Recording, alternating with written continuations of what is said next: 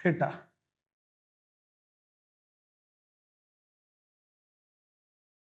ये रहा थीटा।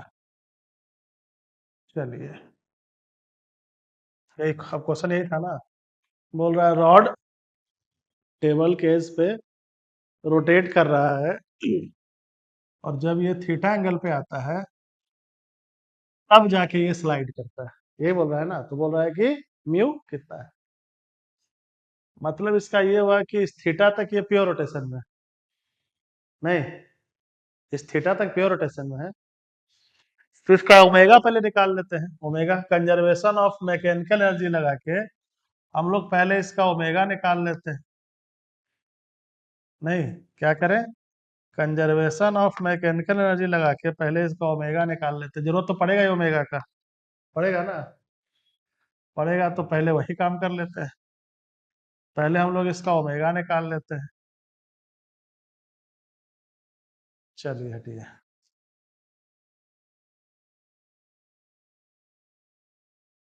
चलिए, तो ये है a/√3 रेडियस में सेंटर ऑफ मास रोटेट कर रहा है। तो ये कितना नीचे आया होगा, यही इसका h है। नहीं, तो ये कितना हो जाएगा, यही h है, यही h है।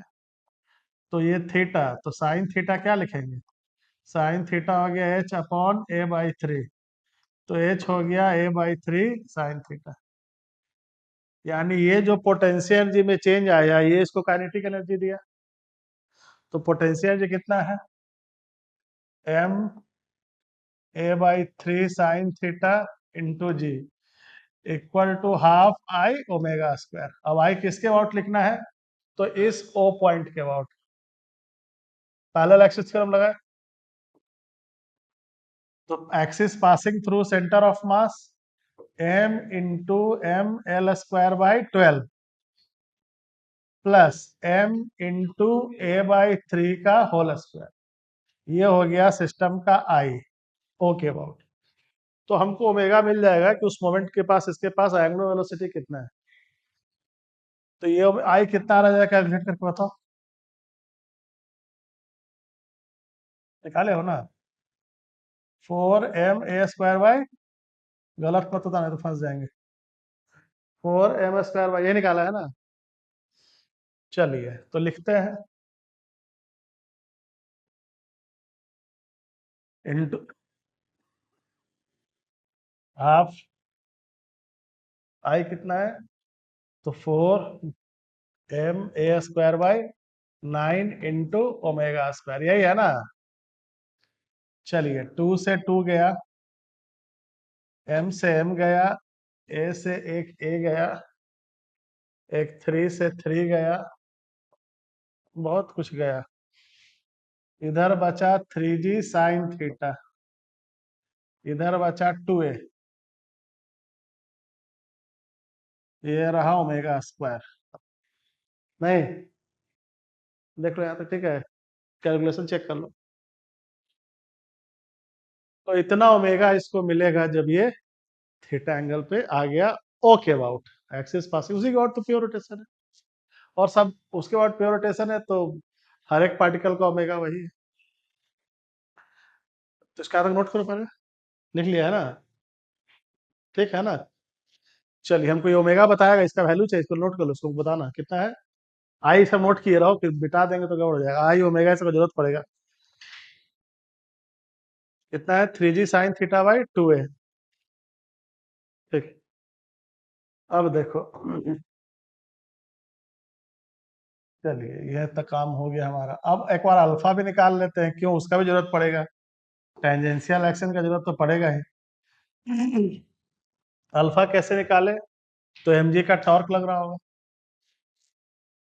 mg का टॉर्क लग रहा है, वही इसको रोटेट करा रहा है। किसके अबाउट, ओ के अबाउट। क्यों, फ्रिक्शन इस पॉइंट से पास कर गया, नॉर्मल इस पॉइंट से पास कर गया, तो किसी का टॉर्क है नहीं, किसका है, ग्रेविटी का है। अब ग्रेविटी का टॉर्क है, तो इस मोमेंट पे अल्फा चाहिए। अल्फा वेरिएबल है, क्या है, अल्फा वेरिएबल है। तो अल्फा वेरिएबल है, तो ये रहा ग्रेविटी, ये रहा ओ पॉइंट है, ये रहा थीटा, यही है ना। तो ये कंपोनेंट कौन सा होगा देखो तो, ये थीटा, तो ये 90, ये 90 माइनस थीटा, तो ये 90 माइनस थीटा, तो ये सही कॉस का कंपोनेंट है नहीं। तो M G cos theta into A by three, तो M G cos theta into A by three equal to I alpha. I कितना था, इंटू, चलिए हटाइए इसको, 9 है ना, इसको भी हटाइए, फिर ए भी हटाइए, तो अल्फा कितना मिल गया, 3g कॉस थीटा बाय 4 है। ये भी नोट कर लो, काम आएगा। ठीक है, अल्फा कितना आया, 3g का। अब एफबीडी बनाते हैं इसी मोमेंट का। ये रहा एम जी साइन थीटा, ये रहा नॉर्मल, स्लाइड करेगा तो ये रहा फ्रिक्शन। इसी को एक्स एक्सिस ले लिया, इसको वाई एक्सिस ले लिया, या इसको एक्स एक्सिस ले लिया, इसको जो भी लेना है, इसको एक्सिस, जिसको जो लेना है। ठीक है, या इसी को ले, उल्टी उल्टा हो जाएगा, इसी को लेना पड़ेगा, एंटी क्लॉक जाएंगे ना। तो ठीक है, ये ठीक, फिर डायरेक्शन चेंज करना पड़ेगा, ऐसे इधर से आ रहे हैं ना। तो ये एक्स एक्सिस, ये वाई एक्सिस, ठीक है।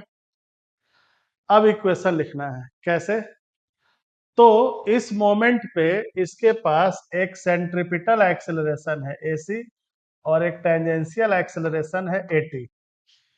एटी हमको पता है, ए बाई थ्री इंटू अल्फा, और एसी भी पता है, omega square into A by three. ये दोनों हमको पता है नहीं। अब इक्वेशन लिखेंगे, तो नेट फोर्स पहले सेंट्रिपिटल लिखेंगे, तो सेंट्रिपिटल में F minus M G cos theta sine theta equal to mass into centripetal acceleration, एक इक्वेशन।